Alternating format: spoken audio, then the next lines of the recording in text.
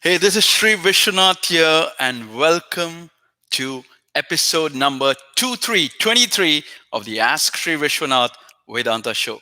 And today's episode, we are going to talk about how to increase your Shraddha Part 4. So, we're going to continue that series of increasing Shraddha because many people asked for that. So, if you've not watched the earlier episodes of Part 1 and 2 and 3 of increasing Shraddha, watch that. So, one of the most powerful tips I have for you is stop meditating. If there's only one advice if there's anything I can tell to the world today, stop meditation. And I perhaps I might be the only one person. Stop meditating, start praying, worship. And there is a whole philosophy behind that. I'm going to share that with you why I'm saying that. So Vivekananda said, Krishna in the Bhagavad Gita, there are the 5 horses, and then he has the reins, which is the mind, and Arjuna is in the intellect, which has a charioteer. So Krishna says, all these means where hypnotism, all these thing where people are, meditating and witnessing, all this is happening in the intellect. It's an fascination for thinking. Like if you hit the horse on the head, Vivekananda says, then the horse which is going everywhere, if you hit the horse on the head and say, then the horse will fall down. And you'll feel that, okay, you're in control. But after some time, when the impact of the blow goes away from the horse will again rise and will go in all directions and will create utter chaos. So Vivekananda says all these methods which people have, all these mind powers, all this hypnotism, everything is like that because you lose completely forever for this life the ability to realize yourself, because you're hitting the horse on the head, feeling that you're in control. But once the impact of the blow goes away and the horse comes back again, it will start. What it means is that most people have no idea what a mind is. They feel, the mind is called vast, V-A-S-T. It goes beyond all this prana and akasha and goes to mahat, it goes to false visualization.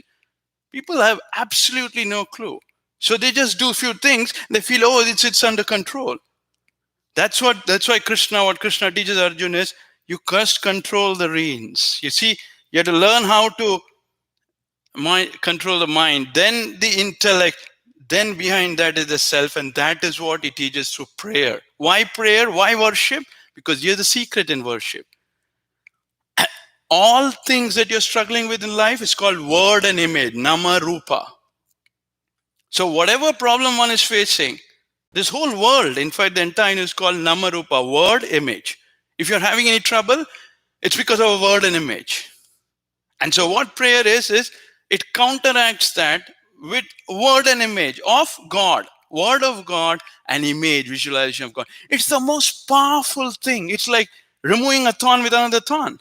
And then at some point you can throw it away if you're so much fancy to realize the Nirgun Brahman and all that stuff. But word and image, you have to realize why prayer is so powerful. Word and image is why, because you're stuck up in anything. It's called blocks. And it's caused you to false visualization. And prayer uses word and image. That's why the mantra is called word and image. And you counteract that. Now, most people, they chant various mantras. You should chant prayers of Ishvara. Not all these parts from mind. Like, why is someone meditating? They want some power. Why do you want power? You're already powerful with the Atman. You have to know that something is blocking it. That you will know only when you start praying, because you'll get the power to renounce. Meditation only makes you collect everything in the intellect. You are in no shape and form going beyond the intellect. People get fascinated by this meditation. I made it for 1 hour, 2 hours. I made it for 20 years. So what? You're still in the intellect. It's like you're in the, that story of the person who thought he was rowing the boat, but it was just anchored to the shore. Nothing is happening. See, to go from waking to dream, the mind enters into a nerve current called Hida, and that's how it goes into dream state. Then it goes into another nerve current called Puriyatak, and then it goes into deep sleep. So all that stuff is, whatever you do, whatever you think, you're still in the intellect. So why do you want? So prayer, even if it takes a little bit more time, the reins are coming in your hands. And you fall in love with God, worship. And you learn renunciation. See, the whole purpose, what is the greatest secret? Why is anyone doing anything in spirituality? Is to learn the secret of renunciation. It's called vairagya. We are not able to renounce or disappear things because we just don't get it. Again and again, a word and image is coming and we think, oh, I got this. So that's why Krishna says in the Bhagavad Gita, knowledge is superior to repeated efforts. Like we don't know anything, knowledge is superior to knowledge is meditation. And then he says, superior to meditation is renunciation of the fruits of work. This renunciation brings peace immediately. That is that false visualization. You're able to disappear. And again, when he talks of meditation, he's not talking of the meditation of today. But still, beyond that thing is the ability to renounce the false visualization. Now, here's something very beautiful I want to share with you. Shared by Shankaracharya Puri. He says, suppose there is a fire. Let's visualize there's a fire. You're able to see from a window, and there's a fire which is about 500 feet from your place in a mountain. There's a smoke in the mountain. Now, when you see the smoke in the mountain, immediately what you infer is there must be a fire, right? Now, he asked this question, will that smoke, which is 500 feet from your place, and from that you infer there is a fire, and even if there's a fire, will that fire help you feel warm if you're in your room? No. Same way he says, all the teachings that people learn, the books, the meditation, all, it's called inferred meditation. You are just inferring, oh, this is there here, so that is there here, this is there inside, that light is going there. It's called inferred. It's like you see a smoke 500 feet away, and because of that you infer there's a fire. But will that damn fire help you feel warm? You have to have fire near you. Then it will, if you have a fireplace near you, it will feel warm. So all these teachings, all these things which people are learning, all this meditation, these books, this without knowing it, it's called inferred. That means it's like when problems come, nothing, it's not going to help you because it's like 5,000 feet away. Oh, there's a smoke and so there could be a fire. Yeah, but let the problem come my way and it gives a slap on your face because it's called inferred meditation. So in between prayer, meditation happens. So this inferred meditation is what? So although I did transcendental meditation for 20 years, you're doing inferred meditation. That's what people don't get it because they don't get so it's very, very important. The second example he gives is, so he says this is inferred Ishvara. Second he says is emotional Ishvara. People get very emotional. Oh, there's dancing, this, that, and all that stuff. And he gives a beautiful example. He says, Puri Shankaracharya, he gives a beautiful example.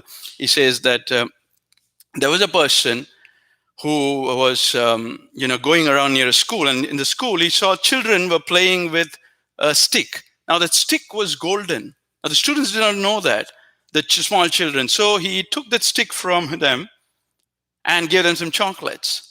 And he took that stick and was very happy. Oh, I'll give that to the goldsmith, and then I will get this money. I'll buy jewelry for my wife, and then balance, I'll take this, I'll do that. And all he was planning in his mind. He went to the goldsmith. He gave him that stick, and says, give me cash. And the way you test gold is put it on. So with the various tests for gold, there are a couple of tests, and the last test is you put it on fire. So it passed the first two tests, and he was very happy. Oh, and the last test was to put it on fire.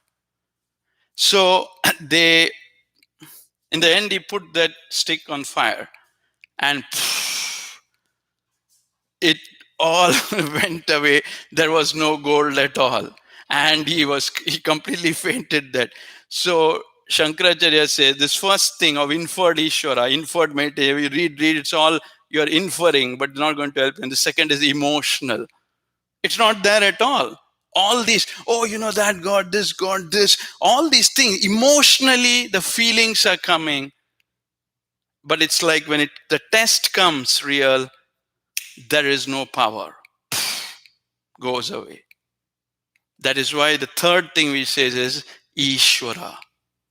Because when you visualize, and as you visualize and as you chant, every time you visualize and you visualize confidently, just for 4 seconds. See, most people do it for 4 hours.